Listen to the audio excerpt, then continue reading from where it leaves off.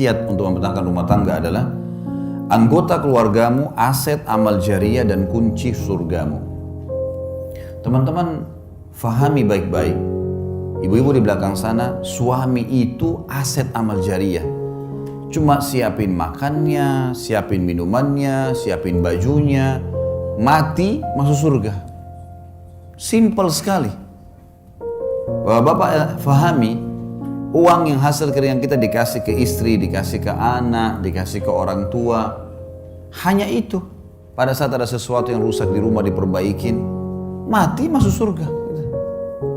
Ini luar biasa ini sebenarnya. Orang-orang di sekitar kita ini sudah aset-aset amal jariah. Bapak-bapak misalnya kasih duit ke istrinya, ini beli makanan. Dibuatlah, beli tempe, beli sayur, beli segala buat makanan. Makanan itu teman-teman sekalian, kata Nabi SAW, ma'udhi'a ta'amun illa wada'allahu fihi barakah. Tidak ada makanan yang sedang dihidangkan, diniatkan untuk orang lain, kecuali Allah akan letakkan berkah di situ. Berkah maksudnya, dari satu piring makanan pasti akan ada yang menjadi darah daging manusia yang memakannya. Sekarang saya ceramah depan Bapak Ibu sekalian, orang tua saya panen pahala. Karena saya tumbuh dari ASI ibu saya tumbuh juga dari nafkah ayah saya. Karena tidak semua yang kita makan satu piring makanan jadi kotoran. Ada yang jadi energi, ada yang jadi bagian tubuh kita. Sekarang bapak-bapak kasih ke istrinya makan, anaknya makan. Bukankah itu jadi amal jariah buat dia? Karena istri anaknya bisa bergerak. Ibu-ibu masak buat suaminya, suaminya makan, anaknya makan. Dia tidak beli tapi dia punya tenaga, masak. Lalu dimakan oleh suaminya. Bukankah itu jadi amal jariah buat dia? Amal jariah semua. Sampai pernah ada seorang sahabat dalam hadis riwayat Imam Muslim bertanya, ya Rasulullah, ayu islamin khair? Perbuatan apa dalam Islam yang paling besar pahalanya setelah yang wajib-wajib? Kata Nabi SAW, tut'imut ta'am wa tusallimu ala man ta'rif wa man lam ta'rif. Engkau memberikan makan kepada siapa saja. Di sini masuk suami istri, anak, orang tua dan orang-orang lain, dan engkau memberikan salam kepada orang yang kau kenal dan kau tidak kenal. Jadi anggota keluarga kita tuh aset amal jariah. Bapak-bapak misalnya masalah duit, nafkah. Nanti kita akan bahas itu di poin selanjutnya tentang masalah hak dan kewajiban. Kita disuruh berikan uang, hasil keringat kita. Nafkah itu sesuatu yang kalau tidak dikasih, roda kehidupan gak bisa jalan. Jadi ibu-ibu bisa beli makanan, air, makan, listrik, ya. Sesuatu yang memang harus ada. Kalau enggak, maka tidak berjalan roda kehidupan. Itu namanya nafkah. Kata Nabi SAW, dinar yang engkau keluarkan untuk fakir miskin, dinar yang engkau keluarkan untuk pembebasan budak, dinar yang engkau keluarkan untuk jihad di jalan Allah, dan dinar yang engkau keluarkan untuk istri anakmu jauh lebih besar pahalanya, mengalahkan pahala yang lain-lainnya di dalam rumah itu.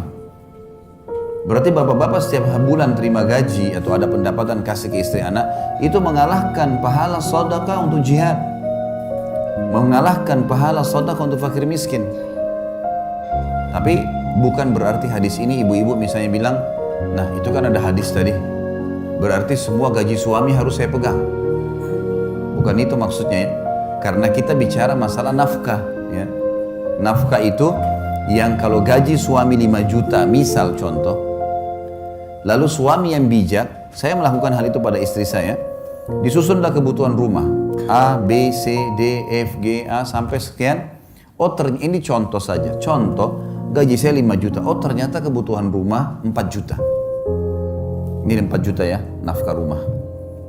Ini 500.000 bonus buat kamu karena kamu sudah bantu bersihin rumah segalanya. 500.000 yang sisa, suami punya hak mengelola. Jangan juga bapak-bapak ada yang, maaf kalau ada yang terjadi ini ya, jangan juga tidak punya kawam. Dia bukan pemimpin, semua gaji dikasih istrinya, dia mau beli pulsa pun minta sama istrinya. Gimana caranya? Beliin saya pulsa, loh kok lucu itu, kok malah dia minta sama istrinya? Gak boleh, mestinya dia bisa punya kawam.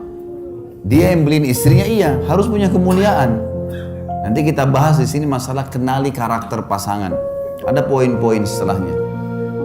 Jadi ibu-ibu punya hak di sisi nafkah, tapi ibu-ibu tidak punya hak lebih daripada itu. Kalau lebih sunnah, sebagaimana bapak-bapak tidak punya hak di harta pribadinya ibu.